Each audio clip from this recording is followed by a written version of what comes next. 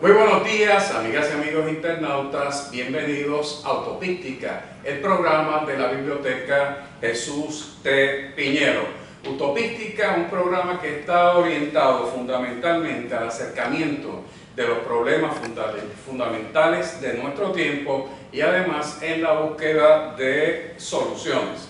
En esta línea editorial que hemos estado siguiendo en los pasados programas, para esta ocasión hemos invitado al doctor José Carlos Arroyo, quien ha trabajado un interesante programa sobre la historia contemporánea de Puerto Rico de la segunda parte del pasado siglo XX y que es fundamental para nosotros poder entender muchos de los problemas de nuestro tiempo inmediato en estos comienzos del siglo XXI. El doctor Arroyo es catedrático asociado en la Escuela de Estudios Generales de la Universidad del Turabo, fue presidente de la Asociación Puertorriqueña de Historiadores y, como dije, el autor de este texto de gran importancia, Rebeldes al Poder, las estructuras del poder político en Puerto Rico en el periodo del 1959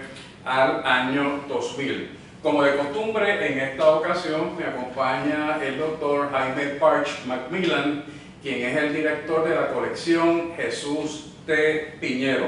Pero antes de dar comienzo a este conversatorio, me gustaría que el doctor Parch le indicara, compartiera con las amigas y amigos internautas el inicio de los trabajos de la Biblioteca Jesús T. Piñero y qué podemos esperar en los próximos meses. Bueno, buen día. Ya por fin en el mes de enero comenzaron los trabajos de construcción de lo que va a ser la biblioteca de Jesús T. Piñero. Pues esa biblioteca va a ser el hogar de no tan solo la colección Piñero, sino también va a haber un centro de investigación, un archivo, un anfiteatro. O sea, va a ser realmente un centro de investigación, de actividad cultural, etc. Y nuestra meta es que ya para el primer semestre del año académico 2015-2016 pues podamos ya estar trabajando desde esa nueva estructura. Así que tenemos mucho entusiasmo por el trabajo de construcción y esperamos que en breve estemos compartiendo no solamente para el área de la Municipalidad de Carolina, sino toda la región del noreste de Puerto Rico y para todo Puerto Rico también. Doctor Arroyo, bienvenido a Utopística, un placer tenerlo con nosotros. Bueno, muchas gracias por la invitación. Vamos entonces a dar comienzo rápidamente a esta conversación.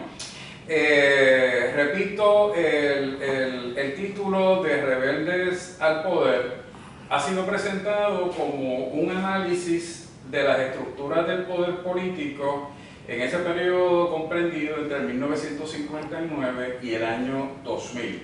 Pero además de estudiar las estructuras políticas del periodo, hace un análisis sumamente interesante de los sectores políticos emergentes que van a ir transformando la política puertorriqueña y que van a tener unas consecuencias enormes en esa segunda parte del siglo XIX. ¿Por qué esa periodización del 59 al 2000? Bueno, básicamente porque a partir de 1959 empezamos a ver ya la crisis del Estado Bien Asociado, tan temprano como el 59.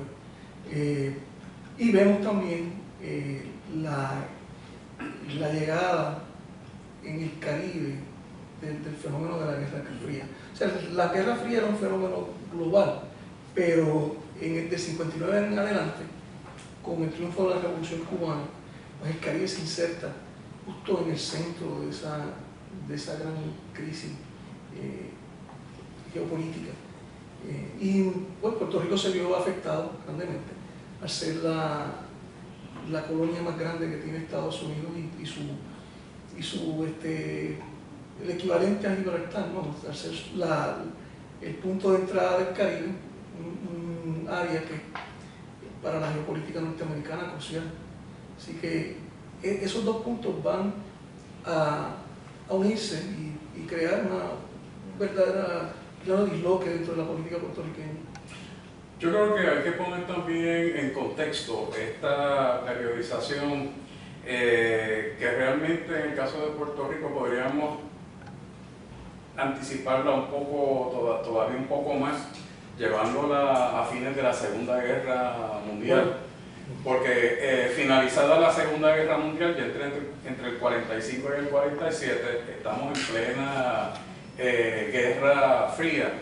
Y lo que muchos historiadores están reconociendo es que todos esos elementos constitutivos de la Guerra Fría estuvieron presentes todo el tiempo durante la guerra. Incluso trabajos más recientes plantean a Churchill recomendándole a Roosevelt que una vez derrotaran a los alemanes, comenzaran inmediatamente a la ofensiva contra la Unión Soviética, porque era el mejor momento, de acuerdo con Churchill. Es interesante también poner en ese contexto los procesos de descolonización que están ocurriendo en el mundo y los procesos de descolonización que están ocurriendo también en el Caribe. Y cómo va a incidir eso también en un cambio de la relación política con la Ley 600 y la creación del Estado Libre Asociado en 1952. Yo iría un poco más allá también de la descolonización. Yo creo que es un aspecto que a veces hemos rezagado y lo toco en el libro. También la política de Estados Unidos hacia América Latina. En 1964, por ejemplo, voy a coger el caso de Brasil, se da un golpe de Estado que comienza con un periodo bien largo y triste en la historia brasileña, que por razón de que se cumplen ya 50 años de esto, pues en Brasil se le ha dado mucha importancia y ha sido parte del debate académico. Pero Puerto Rico, por ejemplo, tendemos a dejar fuera lo que sucedió en Puerto Rico y no lo ponemos en el contexto también de la política de seguridad americana y antisubversiva. Y Puerto Rico va a jugar un papel bien importante en dicho trabajo. Y debo también decir que ya vemos desde la década del 30 cómo la política estadounidense hacia América Latina, o sea, sus relaciones interestatales con estas naciones latinoamericanas van a influenciar mucho sobre qué medidas ellos van a tomar en la isla y hacia dónde la van a dirigir. Y así que en la década del 60 pues vemos una continuidad de esto. Ya en la década del 70, pues en realidad del 70 hasta el 2000, pues se va a reflejar ese periodo ya tardío de la Guerra Fría en el Caribe y cómo Estados Unidos se quería proyectar en el mundo, pero ya había hecho crisis. Y nada, la crisis que tenemos actual, pues la podemos ver tan temprano como la década de 1980. O sea y está íntimamente relacionada con lo que estaba sucediendo en el resto del hemisferio. Aunque a veces se nos hace un poco difícil atar esos cabos. Y antes de darle paso al doctor Parch, un último comentario en este contexto de esta pregunta y la respuesta. que tampoco debemos de olvidar las transformaciones de política interna y política exterior que ocurren en los propios Estados Unidos. Los Estados Unidos se transforman en un estado de seguridad nacional. Y eso dentro de la sociología política estadounidense tiene una larga bibliografía y toda una serie de autores que trabajaron esa nueva característica del Estado con posterioridad a la Segunda Guerra Mundial. Y otro elemento que tenemos que tener muy claro, precisamente en el caso de Brasil, tiene que ver con la política del buen socio, la imposición de nuevas relaciones de naturaleza industrial y económica, principalmente con los países más poderosos del hemisferio sur, que eran Argentina y Brasil. Que de hecho en estos días ha estado saliendo en la prensa, principalmente en la prensa española, unas investigaciones que se están llevando a cabo sobre el derrocamiento del presidente Juscelino Kubitschek y después el posible asesinato de otro de los presidentes que fueron depuestos precisamente en el periodo del 60. Así que es una etapa de unas transformaciones extraordinarias, los contextos exteriores que se van a reflejar en este estudio sobre la política puertorriqueña. Jaime. Volviendo al estudio, ¿no? el tema, entiende que uno de los temas principales es precisamente el Estado Libre Asociado. Sí. Su creación, el debate sobre su pertenencia, sobre su posible desarrollo. A ver si puedes hablar un poco sobre la creación de ese modelo, ¿no?, del Estado Libre Asociado, y cómo eso va a ir incidiendo en los debates políticos, ¿no?, entre los grupos que menciona. Bueno, ahí tenemos que irnos a finales de la década del 30. Estados Unidos, como habíamos mencionado antes, ya para la década del 30, empieza a trazar una política hacia Puerto Rico de llevarlo, de sacarlo de la extrema pobreza en que estaba sumergido. Y uno de las estrategias que escogió es extender el Estado benefactor norteamericano que estaba en ese momento, ¿no?, el nuevo trato. Es importante ver eso porque la idea que se veía en esa década es que Puerto Rico, esto iba a servir de plataforma para un Puerto Rico independiente. Y he hecho unos trabajos después de Rebeldes al Poder, donde estudio un poco más esto. Pero es importante porque ya en la década del 40 vemos que Estados Unidos se separa de esa política inicial y comienza, es el comienzo de la Segunda Guerra Mundial. Entonces Estados Unidos se prepara para enfrentar a Alemania en el Atlántico, y Puerto Rico va a jugar un rol clave, importantísimo. Creo que hay muchos trabajos recientes sobre esto.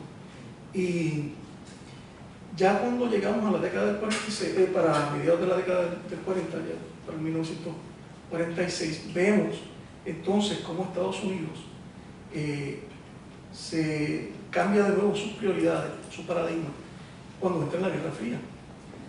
Y es precisamente coincide todo esto ya desde el final del 30 con el surgimiento del Partido Popular Democrático, el cual era un partido populista que tenía una alianza bien amplia de sectores, y algunos eran cuasi anexionistas y otros eran independentistas. En la década del 40 pues vamos a ver que estos dos sectores van a chocar sobre hacia dónde van a llevar a Puerto Rico dentro de un marco autonómico. En realidad la síntesis de ese choque, ¿verdad?, que culmina siendo el Estado Libre Asociado, pero va a ser no va a ser satisfactorio ni para un lado ni para el otro. Me explico. En términos de un grupo dentro del Partido Popular que aspiraba a un tipo de relación federalista o una confederación, ¿no?, entre Puerto Rico y Estados Unidos, donde Puerto Rico tuviese unos poderes más amplios que los que tiene ahora, pues eso se quedó muy corto. Y en el caso de los sectores que eran más conservadores, pues ellos querían ver que Puerto Rico se encaminara o a permanecer dentro de ese marco del Estado Libre Asociado, tal cual se creó en el 52, o hacia una eventual anexión. Ya para el 1959 vemos que el sector que era, podríamos decir, hoy le llamamos soberanista, pero en aquel momento no se utilizaba ese término, pero sí que aspiraba a que Puerto Rico tuviese una relación con unos poderes más amplios que los que tenía en ese momento. Vemos su frustración y empiezan a ir al Congreso a tratar de buscar una ampliación del régimen autonómico y van a fracasar. Y la lucha, ¿verdad?, por ver cómo se finaliza, básicamente comienza desde el 1952, pero se agrava en la década del 60. No es algo que va a acaparar la atención necesariamente de los medios noticiosos. Esto es algo que se da en una capa poco escondida, aunque podemos ver algunos actores clave, ¿verdad?, como lo fue Ernesto Ramos Antonini, o como lo fue Roberto Sánchez Pirella, abogando por una autonomía más amplia. Lo hacían con mucho cuidado, por el miedo de ser tildados de comunistas o independentistas. O sea, es un proceso bien complejo, muy complejo. Pero lamentablemente el Estado Libre Asociado desde un principio no va a ser satisfactorio para las partes que precisamente lo habían ayudado a crear. No sé, quizás más adelante podemos seguir ampliando sobre ese tema. Hay un concepto que acabas de mencionar que me parece importante aclarar para beneficio de las amigas y amigos que nos están viendo en este programa, y es el concepto del populismo. Porque en Puerto Rico se ha entendido el populismo como un sinónimo de ser miembro del Partido Popular Democrático o tener una visión vinculada al pueblo, pero el populismo es precisamente una política que surge durante la Segunda Guerra Mundial en países latinoamericanos, y va a ocurrir también en el Caribe, donde la propia guerra, y no podemos olvidar que el Caribe fue un escenario sumamente importante de la guerra. En 1942 Puerto Rico estuvo prácticamente bloqueado. Textos como el de Anthony Maingot plantean claramente que por poco los Estados Unidos pierden la guerra en el Caribe, precisamente por la cantidad de tonelaje que hundieron los submarinos U-2. Pero volviendo al tema del populismo, el populismo en Puerto Rico se habla más de la búsqueda de la modernidad que la reafirmación populista. En América Latina, donde quedaba mucho más claro este contraste, fue precisamente que al surgir esa incomunicación económica, los países de Sudamérica tienen que entonces transformarse y crear sus propias estructuras industriales. Eso va a tener un impacto en la transformación social desde los sectores, los ingenieros, los administradores, el proletariado urbano, y un choque precisamente contra quienes, contra los que detentaban el poder político y económico, que eran quienes, los que dominaban la tierra. Esto va a pasar en Puerto Rico de la misma manera. ¿Quién detentaba en Puerto Rico la tierra? Las corporaciones azucareras ausentistas. ¿Protegidas por quiénes? Por los partidos que planteaban que eso era fundamental para el objetivo de la estadidad. ¿Y qué haríamos si no la tuviéramos? ¿Verdad? Como se dice con En el otro lado del espectro, pues el proyecto de modernización era el proyecto de la industrialización. Por eso es que una de las grandes aportaciones del Partido Popular en esa época es dar al traste de la perspectiva política. ¿Con qué? Con ese mundo de de las centrales azucareras corporativas y asueltistas. Así que eso es clave, porque nos va a explicar a nosotros ese realineamiento de fuerzas que se da después de la Segunda Guerra Mundial. También es importante, y tú lo mencionas muy bien en el libro, ese periodo durante la guerra donde el Partido Popular promovió toda una serie de medidas de reforma económica, creando industrias, ¿verdad? Industria de cartón, vidrio, y que después, como muy bien mencionas también, tuvieron que ser vendidas para no tener que sufrir esa acusación de socialismo, de comunismo. Pero me gustaría que volviéramos otra vez al 50, porque uno de los primeros capítulos es precisamente las relaciones entre el Estado y las organizaciones políticas existentes en Puerto Rico. Has mencionado algo del Partido Popular y algo del Partido Estadista puertorriqueño. ¿Podrías añadir algo más?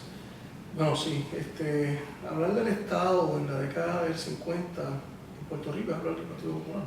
O sea, era un dominio casi absoluto. Estado como gobierno, pero... Estado como gobierno, bueno, Estado para como... usar el concepto, pero... Estado colonial. Así que es un concepto que también incluyo en el libro. Una empresa quijotesca, ¿no? Un David luchando contra Goliat. Porque, vamos a ser francos, nunca fue la prioridad. Sí se le dio un espacio, pero no el que debía. Bueno, nos queda tiempo para una última pregunta del doctor Jaime Páez. Bueno, como estamos terminando, o algún comentario al terminar su estudio, ¿no? de los grupos no partidistas, ¿no? Y viendo, ¿no? nuestro cuadro actual, ¿no? Bueno, obviamente esos grupos fueron las semillas de organizaciones que existen hoy en día, ¿no? Si fuera a sacar alguna lección de ese proceso, ¿no? para aspirantes a políticos hoy, ¿alguna lección podría ofrecer o sugerencia? Sí, a mí no me sorprendería que este proceso se volviese a dar, que se duplicara, porque curiosamente ha sido así durante toda la historia política de Puerto Rico a partir del 1900. Lo vemos con el Partido Unión, que previamente fue una asociación. Después lo vemos más adelante con el Partido Popular, que originalmente fue Acción Socialista Independentista. Lo vemos con el Partido Independentista. Lo vemos con el Partido Nuevo Progresista y su relación con Estadistas Unidos. Y yo creo que hay unas cosas que no cambian o no han cambiado en Puerto Rico, y es que los partidos puertorriqueños por lo general tienden a ser estructuras cerradas, donde se da una apariencia de democracia que no existe. Entonces, en la medida que alguien viene con un discurso alterno, se empieza todo un proceso de aplacarlo. Eso lo estamos viendo dentro del Partido Popular y lo estamos viendo dentro del Partido Nuevo Progresista. No voy a entrar en los actores, pero todos sabemos quiénes son. Y empezamos a ver lo que son semillas de quizás, ¿verdad? Yo no soy futuro, pero vemos semillas de inconformidad. En estas elecciones pasadas tuvimos 5 partidos. ¿Y quién nos dice que esto no vaya a desembocar en el surgimiento de otra tercera fuerza? Básicamente cuando tenemos 2 partidos que básicamente tienen el mismo discurso y no presentan un escenario a largo plazo. tenemos que mirar bien de cerca qué está sucediendo ya dentro del movimiento estadista. Ahora no recuerdo el nombre, pero hay un grupo que se está reuniendo con los pueblos. Creo que es Renacer Estadista, si no me equivoco. Provera lleva ya 40 años, pero cada día se está colando más entre las estructuras de poder del Partido Popular, y vemos ya un partido que es abiertamente soberanista. Y también vemos las alianzas, puertorriqueños por Puerto Rico, el Partido de los Trabajadores, donde el aspecto ideológico es algo que se piensa resolver, ideológico en términos de la relación con Estados Unidos, se piensa resolver una vez se cree una base de una alianza para poder gobernar a Puerto Rico de una manera más sana. Y yo no sé por dónde va a salir esto, pero obviamente estamos viendo que hay una inconformidad. Y si hay algo que se repite en la historia de Puerto Rico, es que en algún momento esos inconformes van a buscar otro espacio o los van a votar del partido, de cual sea.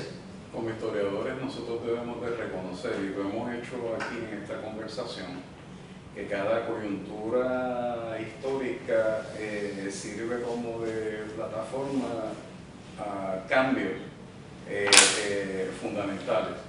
Lo hemos mencionado aquí con el periodo de fin de la Segunda Guerra Mundial, lo hemos mencionado aquí con el año emblemático de 1968, y obviamente este tránsito de finales del siglo XX a siglo XXI marcan, como planteaba Eric Hobsbawm, un cambio de era.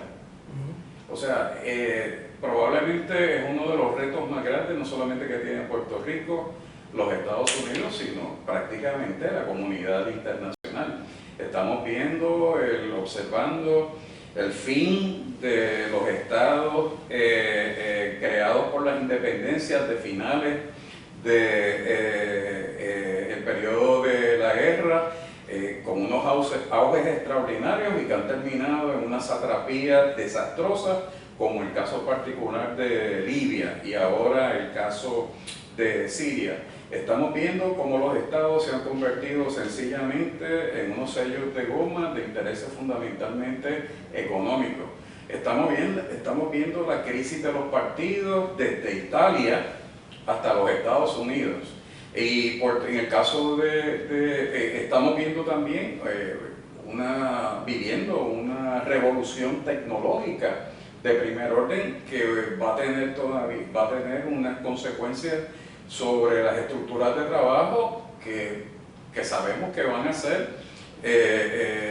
para desplazar a muchas personas también. Así que es un periodo que de una manera u otra yo creo que van a propiciar el desarrollo de esas nuevas ideas, de esas nuevas fuerzas.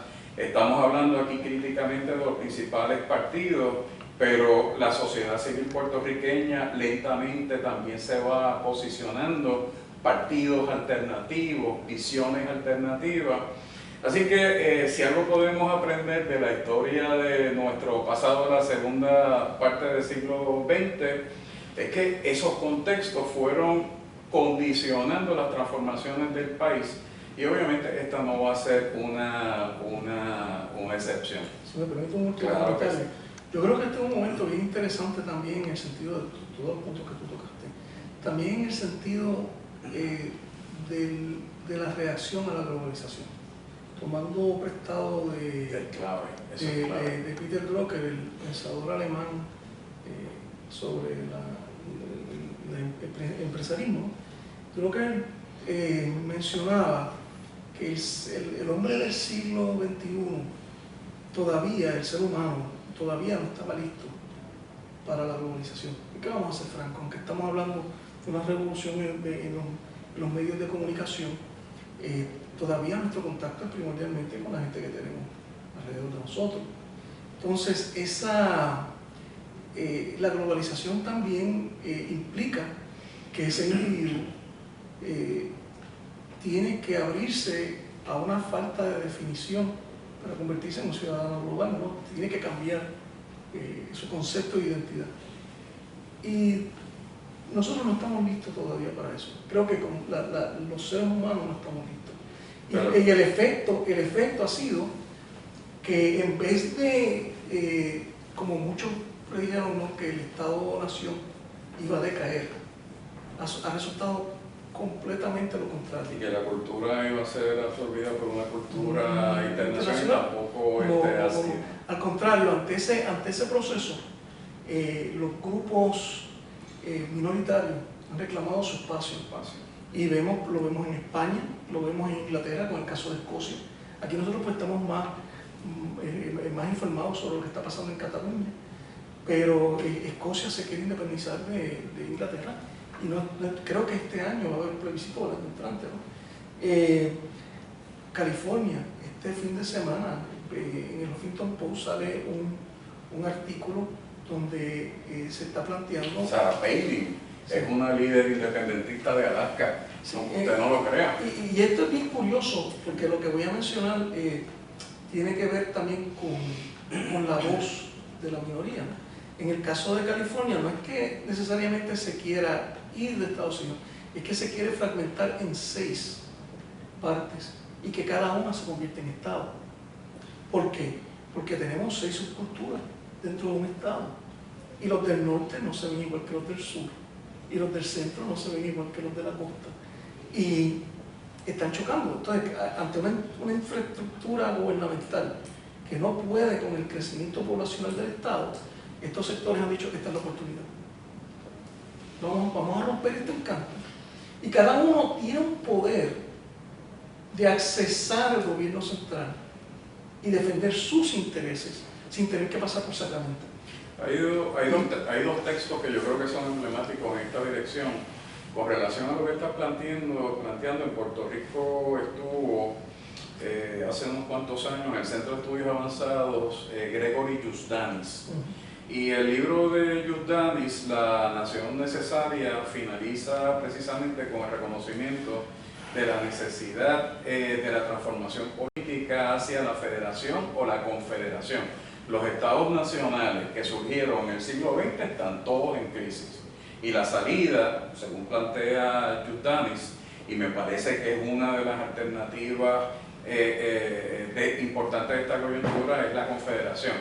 Lo último que planteaste cuando dijiste no estamos preparados, hay un libro excelente de Edgar Morin, que es el filósofo francés que ha estado trabajando con eso que le llaman ahora el pensamiento complejo, y hay un libro muy laureado y muy reconocido que tituló sencillamente La Vía, y es fundamentalmente cómo hay que transformarse de adentro para afuera.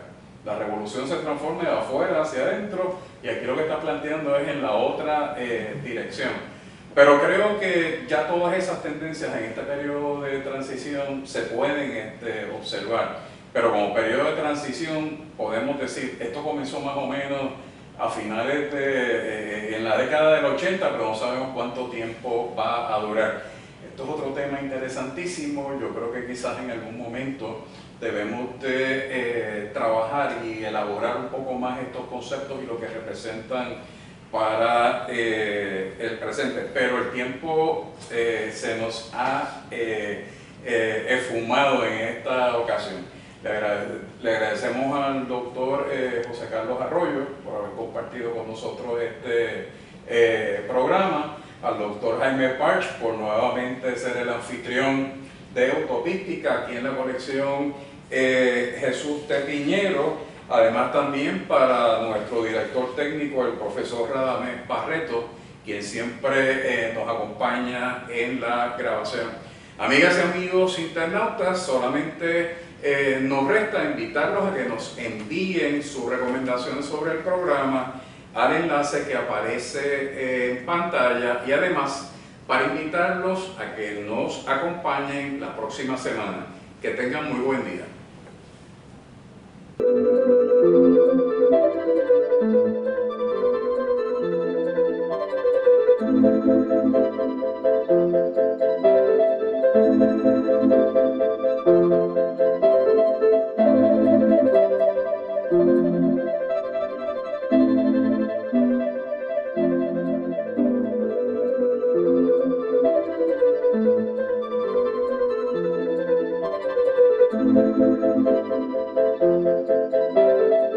Thank